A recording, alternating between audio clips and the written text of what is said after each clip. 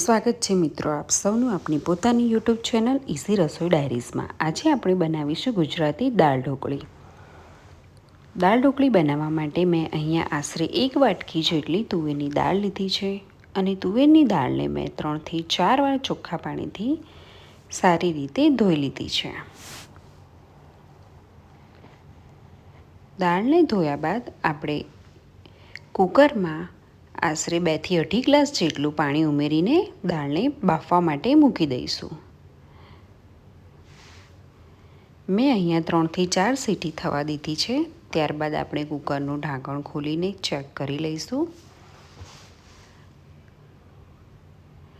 આપણી દાળ સરસ રીતે બફાઈ ગઈ છે।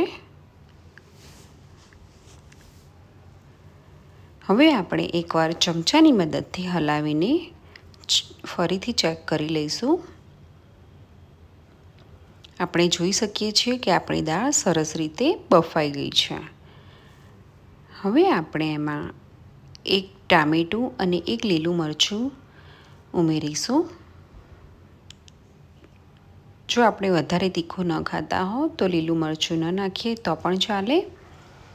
હવે આપણે ગ્રાઇન્ડરની મદદથી 3 થી 4 મિનિટ માટે દાળને ક્રશ કરી લઈશું, જેથી આપણા ટામેટાં, મરચાં અને દાળ સારી રીતે ક્રશ થઈને મિક્સ થઈ જાય।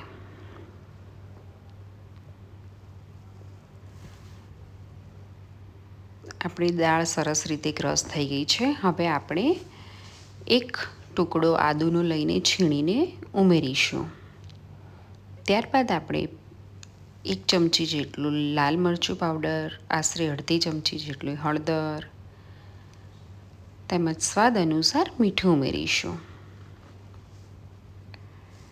અને 1 ટુકડો ગોળનો ઉમેરીશું। ગુજરાતી દાળ ઢોકળીમાં ગોળ ઉમેરવો જરૂરી છે। હવે આપણે ચમચાની મદદથી હલાવીને બધું સારી રીતે મિક્સ કરી લઈશું। જો આ સ્ટેજ ઉપર આપણને દાળ થોડી જાડી લાગે તો આપણે એમાં થોડું પાણી પણ ઉમેરી શકીએ છીએ। આપણી દાળ ઉકળે ત્યાં સુધી આપણે ઢોકળીનો લોટ રેડી કરી લઈશું। ઢોકળી બનાવવા માટે આપણે રોટલીનો ઝીણો લોટ લઈશું। એમાં આપણે 1 ચમચી જેટલું લાલ મરચું પાવડર, હળદર, મીઠું અને થોડો અજમો ઉમેરીશું। થોડી હિંગ પણ ઉમેરીશું।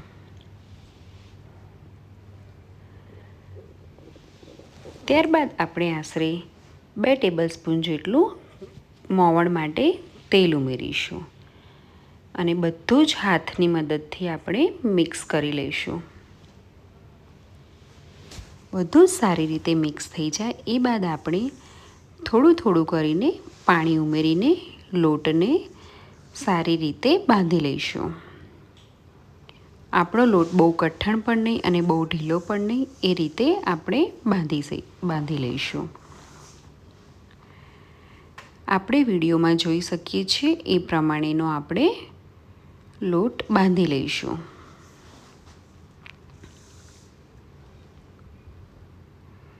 હવે આપણે ઢોકળી વણવા માટે એક મોટો લુઓ લઈને પાટલી ઉપર એકદમ પાતળી રોટલી વણી લઈશું।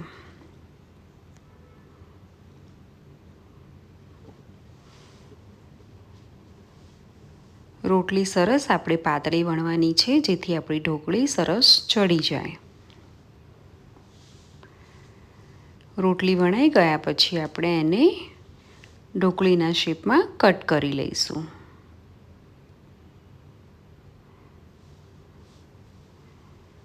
હવે આપણે ઢોકળીને આપણી દાળમાં ઉમેરી દઈશું।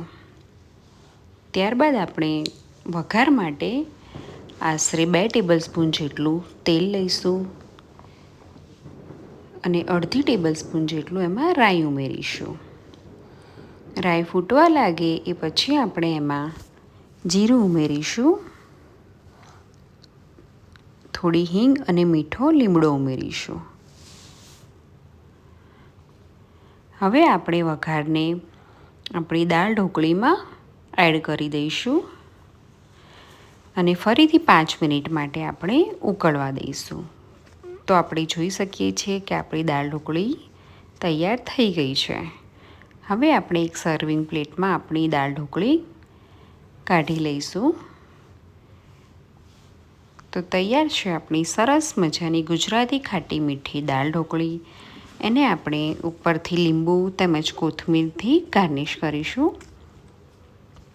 જો આપણને આ રેસીપી ગમી હોય તો લાઈક, શેર અને સબસ્ક્રાઈબ કરજો. Thank you.